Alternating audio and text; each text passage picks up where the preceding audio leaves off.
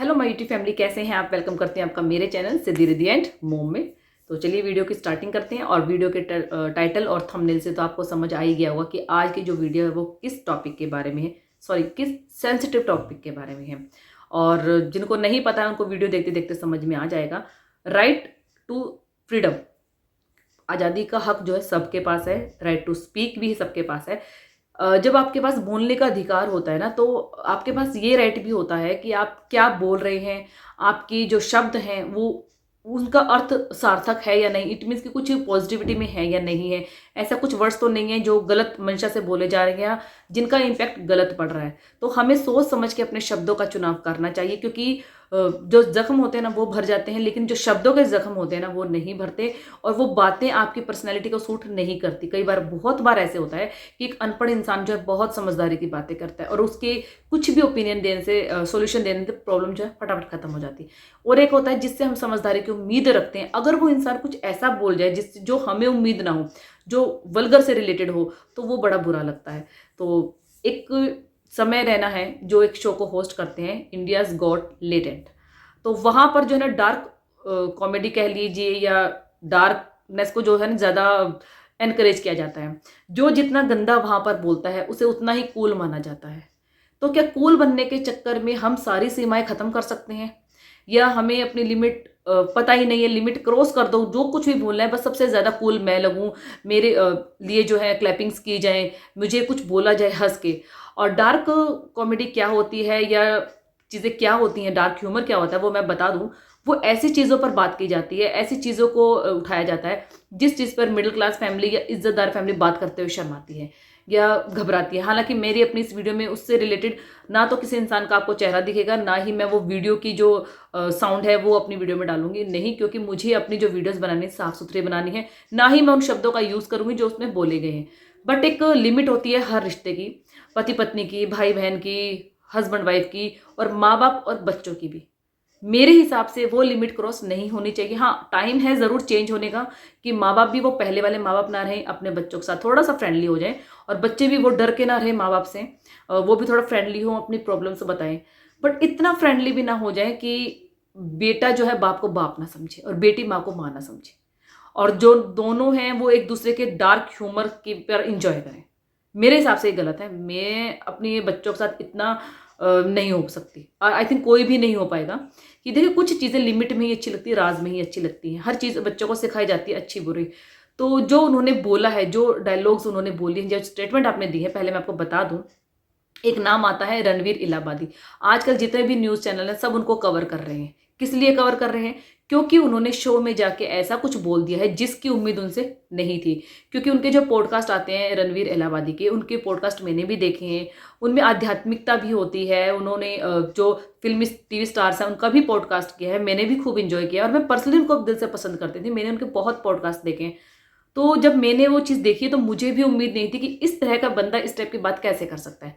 और जिनको नरेंद्र मोदी जी से खुद अवार्ड मिला हुआ है, केबीसी पर जो गए हुए हैं, वो भी मतलब क्या एक बार भी उन्हें नहीं लगा कि मेरी क्या गुडविल है सोसाइटी में, या लोग मेरे बारे में क्या सोचते हैं। और आज मैं यहाँ कर इतना गंदा स्टेटमेंट अपना दे रहा हूँ, जो मुझे अपने से बोलते हुए इतना शाय फील हो रहा है।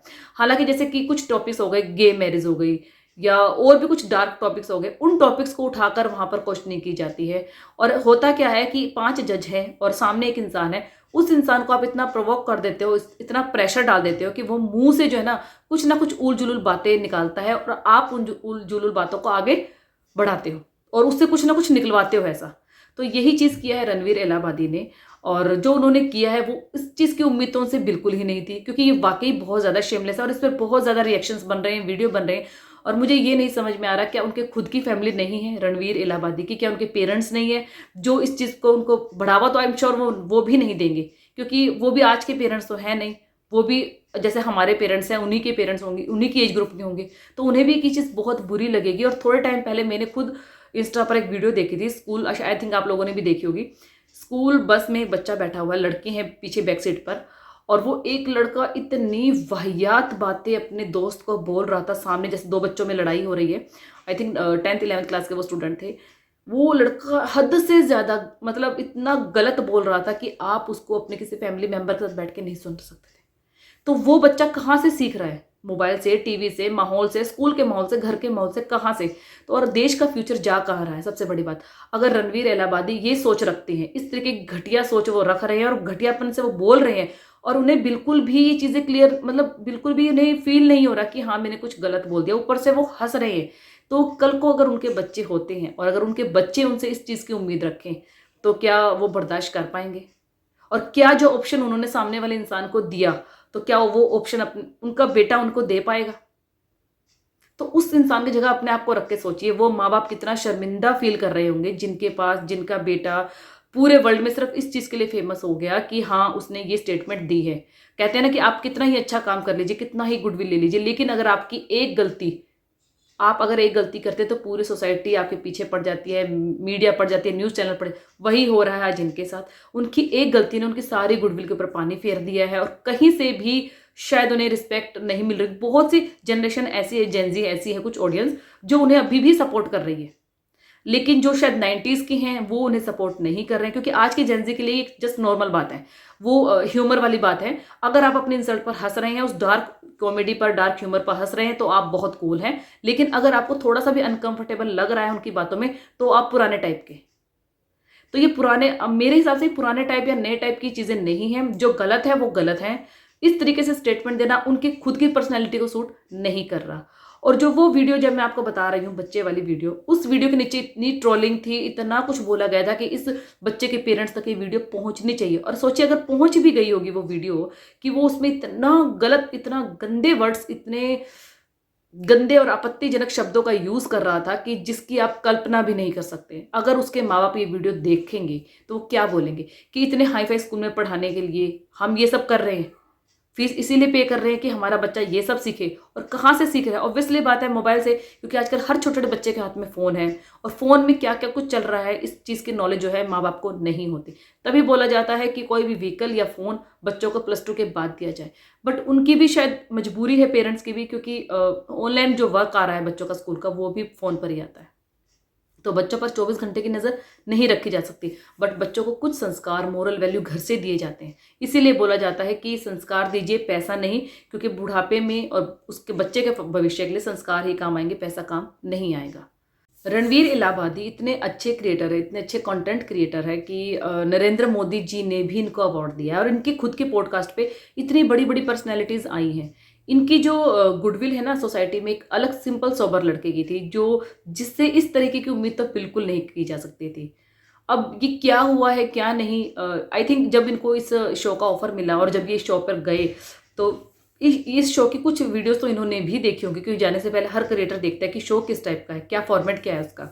तो अपने आप को शायद कूल बनाने के चक्कर में इनके मुंह से वो चीज़ें निकल गई। मैं ये नहीं कह रही कि ये बहुत बुरे इंसान हैं, क्योंकि कमियां सब में हैं। मैं एक स्टेटमेंट से इनको जज नहीं करूंगी कि हाँ एक स्टेटमेंट इन्होंने दे दी तो ये बहुत बुरे हैं, बट कहीं ना कहीं आपको ये देखना चाहिए था कि मेरी पर्सनैलिटी को क्या सूट करता है क्या नहीं।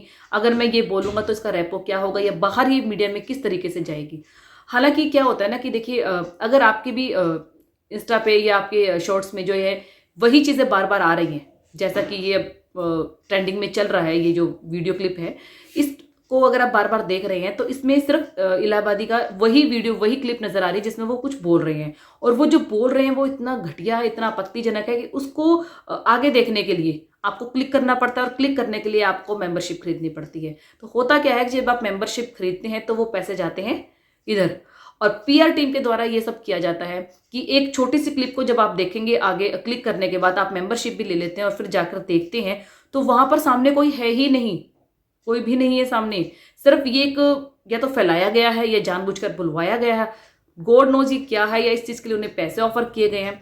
और साथ में उनके जो लड़की बैठी हुई है, मैं उसका नाम भी नहीं लेना चाहूँगी, क्या वो लड़की के नाम पे कलंक नहीं है? कुछ चीज़ें प्राइवेसी होती हैं, और मैं आजकल बहुत ज़्यादा खुलापन है, बहुत ज़्यादा, बट इतना स्ट्रेंज। और उस लड़की को जो अप्रिशिएट करने वाली गर्ल्स ही हैं। मतलब वो गर्ल्स, अगर उनकी जगह कोई लड़का होता और वो लड़की से रिलेटेड इस टाइप की बात कर देता, तो शायद अगर वो रोड पे निकलता तो उसको जूते चप्पल पड़ते, और उसको नहीं भी निकलता तो उसको ऑडियंस इतने ट्रोल करती। बट यहाँ एक लड़की है तो लड़के तो एंजॉय कर ही रहे हैं, साथ में लड़कियां भी उसको अप्रिशिएट कर रही हैं। उनके नीचे कमेंट्स जाकर देखिए, और उस लड़की को भी इतना सा भी फील नहीं हो रहा कि मैं क्या बोल रही हूँ, किससे रिलेटेड बोल रही हूँ। और शेमलेस की उस लड़की को यूट्यूब पर मम्मी बोला जाता है। वाकई कितनी बड़ी एज की वो लड़की है, कितनी बड़ी एज की लड़की है वो अनमैरिड ही आई थिंक, और उसकी खुद की मम्मी को नहीं पता होगा कि मेरी बेटी को वाईटी पर या सोशल मीडिया पर मम्मी कहकर बुलाया जाता है। तो एक 5 जज में से 4 जिसमें मेल हैं और एक फीमेल है। हालांकि मैं मेल और फीमेल में डिफरेंस नहीं कर रही हूँ, मैं सिर्फ एक चीज़ बता रही हूँ कि जब आप डार्क कॉमेडी के या डार्क ह्यूमर के जज बने हुए हैं तो वहाँ पर इस टाइप की बातें होंगी। और इंटरेस्ट लेके एक बार भी उस लड़की की जो नज़रें हैं नीचे नहीं हुई, या उसको फील नहीं हुआ कि मैंने कुछ गलत बोल दिया। और जितना रणवीर इलाहाबादी ने गलत बोला है, उतना ही गलत और घटिया जो है टिप्पणी उस लड़की ने दी है। आप उस लड़की को जानते होंगे, मैं नाम लेना पसंद नहीं कर रही हूँ। रणवीर इलाहाबादी का नाम मैंने इसलिए लिया है क्योंकि मैं खुद पर्सनली उनको पसंद करती थी, उनके पॉडकास्ट मैंने देखे हैं, और सपने में भी शायद उम्मीद नहीं थी कि इस टाइप का लड़का जो है इस तरीके की बात कर सकते हैं। और कहीं ना कहीं ऑडियंस को धक्का तो लगा ही है, और उन्हें ट्रोलिंग जो मिल रही है। और ये भी सुनने में आ रहा था कि उन दोनों के ऊपर, रणवीर इलाहाबादी और वो लड़की के ऊपर केस हो चुकी हैं, और शायद वो अरेस्ट भी हो गए हैं। और केस भी सिर्फ एक जगह से नहीं हुए हैं, केस भी जो है डिफरेंट जगह से हुए हैं, क्योंकि हर जगह से चीज़ें उठ रही हैं।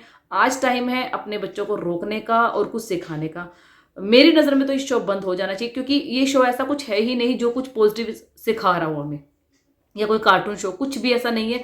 इसमें सिर्फ डार्क कॉमेडी को बढ़ावा दिया जा रहा है। जितना गंदा सा गंदा या गलत से गलत आप बोलेंगे, उतना आप इसमें कूल होंगे। तो ये शो आने वाली जनरेशन के लिए या फ्यूचर के लिए कहाँ तक सही है। अगर मैं कहीं किसी भी पॉइंट पर अगर आपको गलत लग रही हो तो प्लीज़ मेरे कमेंट सेक्शन में मुझे ज़रूर बताइए कि आपने ये पॉइंट गलत बोला है।